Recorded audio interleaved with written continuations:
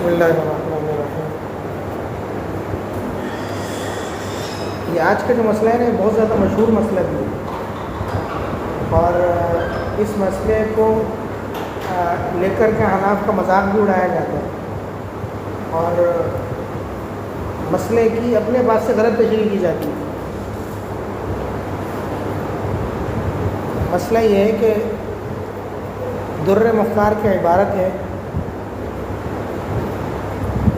باب الامامہ کی، کہ امام کے اندر کیا صفات ہونی چاہیے۔ تو در مختار میں ہے ثم الاکبر رأسا والاصغر عضوا، ثم الاکبر رأسا والاصغر عضوا۔ اب غیر مقلدین اس کی تشریح یہ کرتے ہیں کہ امام کی جو صفات ہیں ان صفات میں سے ایک صفت یہ بھی ہے کہ اس کا سر بڑا ہو اور عضو چھوٹا ہو۔ عضو سے مراد لیتے ہیں اعلیٰ تناسل چھوٹا ہو، یعنی سر بڑا ہو اور عضو چھوٹا ہو۔ اور اس پر دلیل یہ دیتے ہیں کہ عضو کا جو لفظ ہے نا یہ واحد ہے، اور جسم میں واحد عضو ایک ہی ہے۔ تو امامت کی صفات میں سے یہ ہے کہ الاکبر رأسا والاصغر عضوا۔ تو احناف کی طرف سے یہ جواب دیا جاتا ہے کہ ان صفات سے جو ایک امام کی بیان کی گئی ہیں، اس سے امام کا معتدل مزاج اور معتدل جسم ہونے والا مراد دیا گیا ہے، اور اس کی صورت یہ ہے کہ اس کا جو سر ہے وہ دیگر اعضاء کی بنسبت کچھ بڑا ہو۔ بڑا سر عام طور پر عقل مندی کی علامت شمار ہوتا ہے، اور چھوٹا سر کم عقلی کی علامت شمار ہوتا ہے۔ بڑا سر عقل مندی کی علامت شمار ہوتا ہے، اور سر چھوٹا ہو دیگر اعضاء کے مقابلے میں تو یہ کم عقلی اور یعنی کم عقلی اس کی علامت شمار ہوتا ہے۔ اور عضو سے جو عضو خاص مراد لیا ہے یہ علامہ شامی رحمۃ اللہ علیہ پر افتراء ہے۔ علامہ شامی رحمۃ اللہ علیہ پر یا علامہ حسکفی رحمۃ اللہ علیہ پر صاحب در مختار پر افتراء ہے، کیونکہ اس عبارت کی تشریح میں علامہ شامی رحمۃ اللہ علیہ خود لکھتے ہیں، در مختار میں جو یہ عبارت ہے اس کی تشریح میں علامہ شامی رحمۃ اللہ علیہ اس بات کی خود وضاحت کرتے ہیں وفی حاشیۃ ابی سعود وقد نقل عن بعضهم في هذا المقام ما لا يليق ان يذكر فضلا عن ان يكتب، کہ بعض لوگوں نے اس مقام پر ایسی تشریح کی ہے جو اس قابل نہیں ہے کہ اسے ذکر کیا جائے، چاہ جائے کہ اسے لکھا جائے۔ یہ علامہ شامی رحمۃ اللہ نے لکھا ہے وَكَأَنَّهُ يُشِيرُ إِلَى مَا قِيلَ إِنَّ الْمُرَادَ بِالْعُضْوِ الذَّكَرُ۔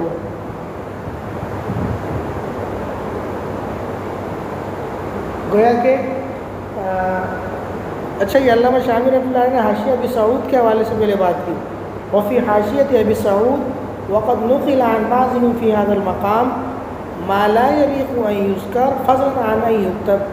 یہ حاشیہ ابی سعود کے حوالے سے علامہ شامی رحمۃ اللہ نے بات نقل کی، پھر آگے انہوں نے اپنی بات کی علامہ شامی رحمۃ اللہ نے وَكَأَنَّهُ يُشِيرُ إِلَى مَا قِيلَ إِنَّ الْمُرَادَ بِالْعُضْوِ الذَّكَرُ، کہ حاشیہ ابی سعود میں جو یہ بات کہی گئی ہے ایسا معلوم ہوتا ہے کہ اس سے اس بات سے حاشیہ ابی سعود میں وضاحت تو نہیں کی ہے کہ وہ کیا چیز ہے جو بیان کرنا تو دور کی بات، لکھنا تو دور کی بات، تو بیان کرنا بھی مشکل ہے، وہ کیا بات ہو سکتی ہے؟ تو علامہ شامی رحمۃ اللہ نے لکھا وَكَأَنَّهُ يُشِيرُ إِلَى مَا قِيلَ إِنَّ الْمُرَادَ بِالْعُضْوِ الذَّكَرُ، کہ ایسا لگتا ہے کہ وہ بات یہ ہے کہ اس عضو سے مراد ذکر ہے، جو کہ بعض لوگوں نے کہا ہے۔ علامہ شامی رحمۃ اللہ علیہ کہ اس طرح سے پتہ چلتا ہے کہ یہ مراد نہیں ہے، بلکہ ایک رد معلوم ہوتا ہے اس عبارت سے۔ تو علامہ شامی رحمۃ اللہ علیہ کی طرف اس بات کی نسبت کرنا، یا علامہ عسقفی رحمۃ اللہ علیہ کی طرف اس بات کی نسبت کرنا، اور احناف کے اس کا یہ مذہب قرار دینا کہ امامت کی شرائط میں سے یہ ہے کہ الاکبر راسن والاصغر عضون، تو یہ غلط ہے۔ واضح ہوا نہیں ہوا؟ دوبارہ کہوں، واضح ہو گیا؟ احناف کی طرف سے جواب دیا گیا ہے کہ ان صفات سے امام کا معتدل مزاج اور معتدل جسم والا ہونا مراد ہے، اور سر بڑا ہونے کا مطلب یہ ہے کہ عام طور پر جو سر بڑا ہونا عقل مندی کی علامت شمار ہوتا ہے۔ امام کا سر بڑا ہوگا مطلب کہ وہ عقل مند ہے، عاقل ہے، بیوقوف نہیں ہے۔ اور جو والاصغر عضون والی جو بات ہے وہ علامہ شامی رحمۃ اللہ علیہ پر یا صاحب در مختار پر افترا ہے۔ افترا اس طرح ہے کہ در مختار کی اس عبارت کی تشریح میں علامہ شامی رحمۃ اللہ علیہ حاشیہ ابی سعود کا پہلے حوالہ نقل کرتے ہیں، پھر اپنا قول ذکر کرتے ہیں کہ وفی حاشیۃ ابی سعود وقد نقل عن بعضهم في هذا المقام ما لا يليق ان يذكر فضلا عن ان يكتب، کہ حاشیہ ابی سعود میں یہ ہے کہ اس مقام پر بعض لوگوں کی طرف سے ایسی تشریح کی گئی ہے کہ وہ لکھنا تو دور کی بات، زبان پہ لانا ہی وہ درست نہیں ہے، اس قابل ہی نہیں ہے۔ پھر علامہ شامی رحمۃ اللہ علیہ اس کی وضاحت کرتے ہیں کہ وہ بات کیا ہے۔ حاشیہ ابی سعود والوں نے تو وضاحت نہیں کی، وہ تو زبان پہ لائے نہیں۔ علامہ شامی رحمۃ اللہ علیہ نے اس کی وضاحت کی کہ وہ بات کیا ہو سکتی ہے، تو آگے کہا وَكَأَنَّهُ يُشِيرُ إِلَى مَا قِيلَ، گویا کہ وہ اشارہ کر رہے ہیں اس بات کی طرف جو کہی جاتی ہے اس مقام پر، ان المراد بالعضو الذکر، کہ مراد ہے عضو سے ذکر۔ یعنی علامہ شامی رحمۃ اللہ علیہ کے اس انداز سے یہ پتہ چلتا ہے کہ یہاں یہ مراد نہیں ہے، یہاں یہ مراد نہیں ہے، بلکہ وہ تو رد کر رہے ہیں۔ اور حاشیہ ابی سعود والے نے شرم کے بارے ایک بات ذکر نہیں کی، تو علامہ شامی رحمۃ اللہ علیہ نے اس کی وضاحت کر دی اور یہ بتا دیا کہ یہ مراد ہے ہی نہیں۔ سمجھ آ گئی؟ اسی طریقے سے علامہ شامی رحمۃ اللہ علیہ نے حاشیہ لکھا ہے کنز الدقائق پر۔ کنز الدقائق کی شرح بحر الرائق، بحر الرائق پر یہ حاشیہ ہے منہۃ الخالق۔ کنز الدقائق کی شرح بحر الرائق، بحر الرائق پہ علامہ شامی رحمۃ اللہ علیہ کا حاشیہ ہے منہۃ الخالق، اور منہۃ الخالق جو ہے یہ فتاوی شامیہ کے بعد لکھا گیا ہے۔ تو بہت دفعہ ایسا ہوتا ہے کہ فتاوی شامیہ کے اندر کسی بات کی وضاحت پورے طریقے سے نہیں ملتی، تو علامہ شامی رحمۃ اللہ علیہ کی جو فتاوی شامیہ کے بعد کی تحریریں ہیں وہ دیکھتے ہیں، تو ان میں سے منہۃ الخالق بھی ہے۔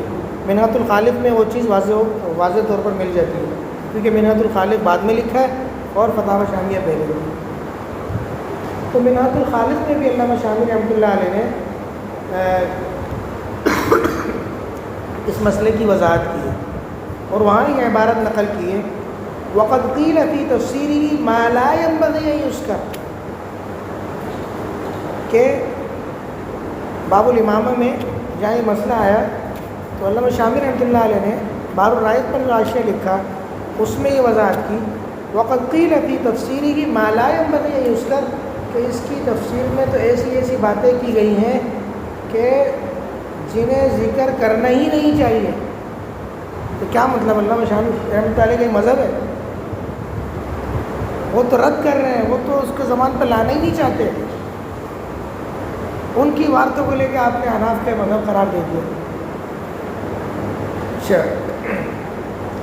اور جہاں تک غیر مقلدین نے اور عبدالعزیز نورستانی نے یہ مذہب گھڑا، تو اس نے جہاں تک یہ بات کی کہ جسم میں ایک ہی عضو ہے جو واحد ہے، اور یہاں جو صیغہ استعمال ہوا ہے وہ عضمن ہوا ہے، تو یہ بات بھی غلط ہے. جسم کے اور بھی اعضاء ہیں، مثلا انسان کی زبان ہے، ناک ہے، اور دیگر اعضاء ہے جو ایک ہیں، تو یہ بات بھی غلط ہے کہ جسم میں اس کے علاوہ کوئی عضو نہیں ہے جو ایک ہو. پھر سوال یہ پیدا ہوتا ہے کہ باقی اعضاء تو دو دو ہیں، تو ایک مفرد لفظ کا، واحد لفظ کا ان پر اطلاق کیسے ہوگا؟ واحد لفظ کا ان پر اطلاق کیسے ہوگا؟ تو اس کا جواب یہ دیا گیا ہے کہ بطور جنس کے اطلاق ہو سکتا ہے، بطور جنس کے کسی لفظ کا ایک سے زائد اعضاء پر اطلاق ہو سکتا ہے. جیسے المسلم من سلم المسلمون من لسانہ ویدہ، اس میں المسلم کا جو لفظ ہے بطور جنس استعمال ہوا ہے، اور اے واحد جیسے حدیث میں اطلاق ہوا ہے ایسے ہی اطلاق ہو سکتا ہے. اور اسی طریقے سے من رأى منکم منکرا فلیغیرہ بیدہ، منکر کا لفظ یا بطور جنس استعمال ہوا ہے اور ہے واحد. کوئی کسی ایک منکر کے بارے میں روایت تو نہیں ہے، منکر جنس ہے، بطور جنس استعمال ہوا ہے کہ جو بھی برائی دیکھو. اور اسی طریقے سے روایت میں آتا ہے جعلت قرۃ عینی فی الصلاۃ، یا صلاۃ کا لفظ بھی جو ہے وہ بطور جنس سے استعمال ہوا ہے، کوئی خاص مراد نماز مراد نہیں ہے. تو اس سے کوئی خاص اس کے لفظ سے کوئی خاص عضو مراد لے رہا ہے، اور یہ کہہ رہا ہے کہ جسم میں ایک ہی عضو ہے جو کیا ہے؟ واحد ہے. پہلی بات تو یہ ہے کہ ایک عضو نہیں، ایک سے زائد ہے. دوسری بات یہ ہے کہ جو دیگر اعضاء ہیں جو ایک سے زائد ہیں، عضو کا اطلاق ان پر بھی ہو سکتا ہے، اور یہاں انہی پر ہوا ہے. کیسے ہو سکتا ہے؟ واحد کا لفظ ہے اور ایک واحد سے زیادہ پر بولا جا رہا ہے، تو بطور جنس کے بولا جا رہا ہے. بطور جنس کے واحد لفظ تو زیادہ پہ بولا جا سکتا ہے. اور یہ جو مسئلہ بیان ہوا ہے، پھر اس کا مطلب کیا ہے؟ اس عبارت کا مطلب یہ ہے کہ وہ معتدل مزاج ہو، اور جو اس کا جسم ہو وہ معتدل ہو. سر تو بڑا ہو، سر بڑا جو ہے وہ عقل مندی کی علامت شمار ہوتا ہے. بہت زیادہ بڑا نہ ہو، جیسے عام نارمل سر بڑا ہوتا ہے. اور جو باقی جو اس کے اعضاء ہیں وہ اعضاء معتدل ہوں. تو اس سے اعتدال مراد ہے. یہ مراد نہیں ہے کہ لفظ عضو کو لے کر، اور لفظ عضو واحد ہے تو واحد کو کہیں اور لے کر کے چلے جائیں، یہ مراد نہیں ہے. اور جن کا حوالہ دیا ان سب نے اس پر رد بھی کیا ہے. بطور خاص علامہ شامی رحمۃ اللہ علیہ کے حوالے سے یہ بات نقل کی گئی، تو علامہ شامی رحمۃ اللہ علیہ نے فتاوی شامیہ میں بھی رد کیا، اور ان کا جو حاشیہ ہے منہاۃ الخالق اس میں بھی رد کیا کہ وقت قیل فی تفسیری ما لا ينبغی ان یذکر. تو اس عضو سے عضو خاص مراد نہیں ہے. دوسرا جواب یہ ہے کہ اگر اس سے بالفرض عضو خاص مراد لے بھی لیں، تب بھی وہ مجازی طور پر مراد ہوگا، اور اس کا جو محاورتی معنی ہے وہ مراد ہوگا. وہ معنی کیا ہے؟ وہ معنی یہ ہوگا کہ